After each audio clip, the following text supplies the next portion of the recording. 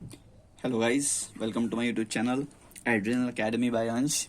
मैं आपको BSc nursing के बारे में, पूरा कोर्स के बारे में कंप्लीट इन्फॉर्मेशन देने वाला हूँ।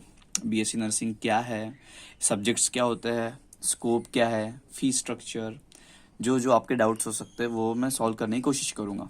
सबसे पहले मैं बीएससी नर्सिंग के बारे में बात बताता हूँ। बीएससी नर्सिंग एक ऐसी फील्ड है जो मेडिकल फील्ड से रिलेटेड है। बीएससी नर्सिंग में एक बहुत डिफ़िकल्ट कोर्स कह सकते हैं, और थोड़ा डिफ़िकल्ट कोर्स होने के साथ साथ बहुत अच्छा कोर्स भी है, क्योंकि बीएससी नर्सिंग में स्कोप बहुत ज़्यादा है। अभी आप देखेंगे कई सारे लोग आफ्टर कोविड, मतलब कोरोना के बाद से कई सारे ऐसे लोग हैं जो अपनी फेवरेट फील्ड छोड़ के या फिर कोई और फील्ड छोड़कर मेडिकल फील्ड में आ रहे हैं, और उन मेडिकल फील्ड में भी कई सारे लोग बीएससी नर्सिंग करने की कोशिश कर रहे हैं। ठीक है। करिकुलम के हिसाब से अगर मैं बताऊँ तो बीएससी नर्सिंग 4 साल का एक डिग्री कोर्स है। बहुत अच्छा है, डिफिकल्ट भी है, काफ़ी असाइनमेंट्स होती है, काफ़ी ड्यूटीज़ होती है, आपको हॉस्पिटल में ड्यूटीज़ कंप्लीट करके देना पड़ता है। और गेस व्हाट, उसमें आपका ही फ़ायदा है। आप जितना ड्यूटीज़ वगैरह करेंगे उसमें आपको ही नॉलेज मिलेगा। ठीक है। मैं करिकुलम की बात करता हूँ। करिकुलम में आपको, चलो चलो फर्स्ट ईयर में जाते हैं। करिकुलम में अगर मैं आता हूँ तो सबसे पहले आता है आपका फर्स्ट ईयर। फर्स्ट ईयर में अगर आप देखा जाएगा तो फर्स्ट ईयर में आपको कुछ 5 या 7 सब्जेक्ट मिलते हैं। 2 सब्जेक्ट जो होते हैं उनका नाम होता है इंग्लिश एंड कंप्यूटर, वो ज़्यादा उस पर ध्यान देने की ज़्यादा ज़रूरत नहीं है। फर्स्ट ईयर में सबसे इंपॉर्टेंट सब्जेक्ट जो हर मेडिकल फील्ड में आपको मिलेगा, that is anatomy and physiology. Anatomy and physiology में आपको जो चीज़ें मिलेंगी वो ऐसी होती है कि आपकी बॉडी के फंक्शन और बॉडी के पार्ट्स के बारे में आपको पढ़ना पड़ेगा यहाँ पे। न्यूट्रिशन बायोकेमिस्ट्री में जानने लायक कुछ भी नहीं। न्यूट्रिशन मतलब आप विटामिन वगैरह के बारे में पढ़ोगे। बायोकेमिस्ट्री आपके जो सेल से रिलेटेड जो स्ट्रक्चर होते हैं वो सारी चीज़ें पढ़ोगे। माइक्रोबायोलॉजी में आप पढ़ोगे कि आपके माइक्रो ऑर्गेनिजम्स के साथ कैसा डील करना है। साइकोलॉजी में आप पढ़ोगे कि पेशेंट की साइकोलॉजी किस तरीके की होती है। और लास्ट में मैंने सब्जेक्ट रखा हो जो सबसे बेसिक सब्जेक्ट है, foundation of nursing. Foundation of nursing में सारी चीज़ें पता करना पड़ेगा आपको, नर्सिंग से रिलेटेड क्या होता है नर्सिंग, क्यों होती है नर्सिंग। फाउंडेशन ऑफ नर्सिंग आपको directly indirectly first year, second year, third year, fourth year सारे जगहों पर काम में आएगा। Let's move to second year.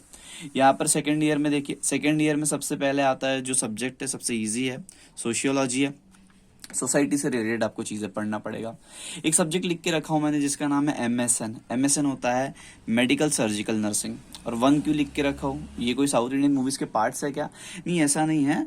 Actually ये जो सब्जेक्ट है ये इतना वास्ट है, इतना वास्ट सब्जेक्ट है कि इसको 2 पार्ट में डिवाइड कर दिया गया है, MSN 1 एंड MSN 2। मैं आता हूँ 2 पर भी आता हूँ। MSN 1 में आपको बेसिक डिजीज कंडीशंस के बारे में पढ़ना पड़ेगा और बेसिक सर्जरी के बारे में पढ़ना पड़ेगा। सीईटी उतना इंपॉर्टेंट सब्जेक्ट नहीं है, पर एक सब्जेक्ट है, वो आपको पता चल जाएगा आगे में। CHN अगेन 1 आ गया, अगेन इसका भी सेकंड पार्ट रहेगा। CHN that is community health nursing. इसमें आप पढ़ोगे कम्युनिटी के बारे में, आपके आजू बाजू में जो कम्युनिटी होती है उसके बारे में, लोग कैसे होते हैं, क्या होते हैं। अब आपको बताने की जरूरत नहीं पड़नी चाहिए, लोग तो बहुत अलग अलग किस्म के लोग हैं, अभी आपको बताने की जरूरत नहीं होनी चाहिए। नेक्स्ट और लास्ट सब्जेक्ट होता है सेकेंड ईयर का, दैट इज ये 3 सब्जेक्ट है, कहने के लिए 3 सब्जेक्ट है पर ये है एक ही सब्जेक्ट।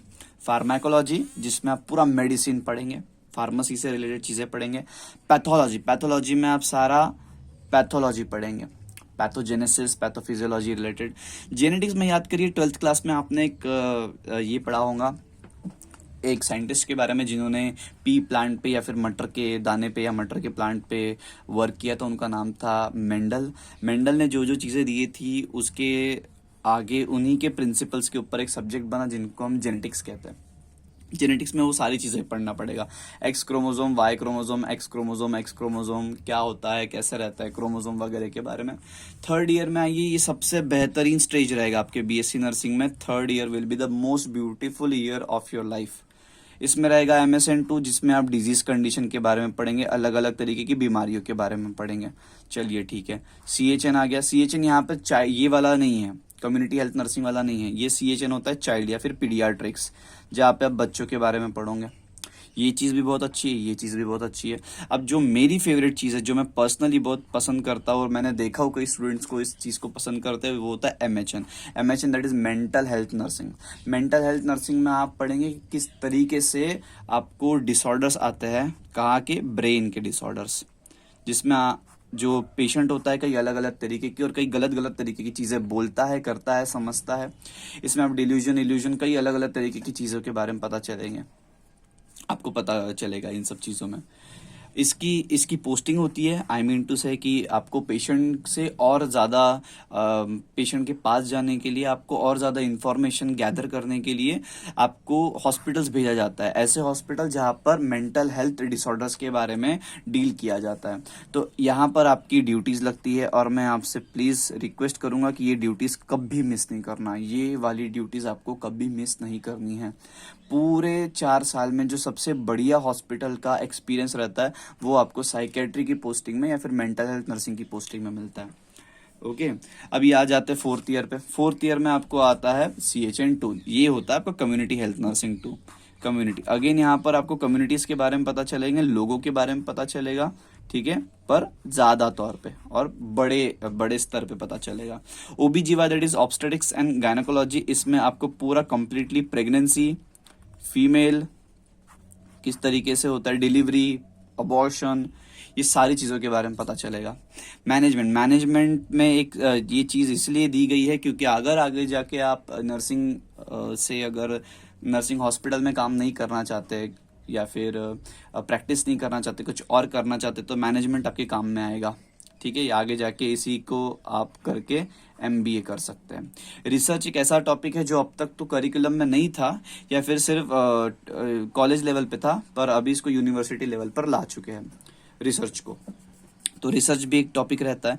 इस तरीके से पूरा 4 ईयर का आपका करिकुलम या फिर सब्जेक्ट्स खत्म हो जाते हैं। अब जो इम्पोर्टेंट चीज़ है, जो शायद जिसके लिए आप यहाँ पर बैठे हैं या फिर मुझे सुन रहे हैं, वो होता है स्कोप, कि मैं अगर BSc नर्सिंग करता हूँ या करती हूँ तो मैं आगे क्या कर सकती हूँ। ये कुछ छोटी मोटी चीज़ें जो मैंने लिखा ऊपर, इससे ज़्यादा भी कई चीज़ें होती है जो आप कर सकते हैं। मैं पहले सबसे इम्पोर्टेंट चीज़, जो पर्पस है आपका BSc नर्सिंग करने का, वो होता है कि आप एक अच्छे नर्स बन सकते हैं और नर्स बनने के बाद किसी भी हॉस्पिटल में आप वर्क कर सकते हैं और किसी भी हॉस्पिटल में वर्क करने के बाद आप वहाँ पर सैलरी गेन कर सकते हैं। स्टार्टिंग सैलरी 15 to 20,000 होती है और फिर आगे बढ़ते जाती है, ठीक है। अब ये दोनों चीज़ों में डिवाइड कर लेते हैं। ये आप nurse as a private sector में भी काम कर सकते हैं और दूसरा गवर्नमेंट सेक्टर में भी काम कर सकते हैं। अब ये स्कोप इतना ज़्यादा है BSc नर्सिंग का, इतना ज़्यादा है कि मैं स्कोप के ऊपर भी अलग से वीडियो बनाने वाला हूँ। इसलिए इसको यहाँ पर अभी पॉज करते हैं और मैं बाकी चीज़ें आपको बताता हूँ। स्कोप के लिए मैं अलग वीडियो बनाऊंगा, उसका भी आपको डिस्क्रिप्शन वगैरह मिल जाएगा। चैनल को सब्सक्राइब कर दीजिए, वीडियो पसंद आता है तो लाइक और शेयर भी ज़रूर कर दीजिए। दूसरा चीज़ होता है टीचिंग। अगर आपको नर्सिंग नहीं पसंद, खून देखना नहीं पसंद, ऑपरेशंस नहीं पसंद, सर्जरीज नहीं पसंद, मेडिसिन या फिर पेशेंट को आप नहीं देख सकते, तो आप टीचिंग कर सकते हैं। जो स्टूडेंट BSc नर्सिंग कर रहे हैं या MSc नर्सिंग कर रहे हैं या फिर GNM नर्सिंग कर रहे हैं या फिर ANM नर्सिंग कर रहे हैं, इन बच्चों को आप पढ़ा सकते हैं किसी कॉलेज में, आप अपना रेज्यूमे सेंड वगैरह करके। नेक्स्ट होता है जो मैंने मैनेजमेंट आपको सब्जेक्ट बताया था, उसके थ्रू आप MBA कर सकते हैं। जैसे CEO की पोस्ट मिल सकती है आपको, किसी मैनेजमेंट करने के लिए किसी मैनेजर की पोस्ट मिल सकती है आपको BSc नर्सिंग करने के बाद।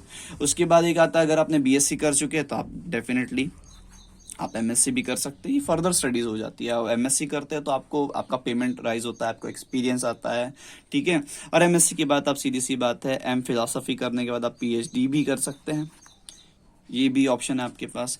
और लास्ट ऑप्शन है जो मैंने बहुत सारे स्टूडेंट्स को जिनके ऊपर बात करते हुए देखा हूँ, ये इस चीज़ के बारे में बात इसलिए होती है क्योंकि अदर कंट्रीज में सैलरी बहुत ज़्यादा है।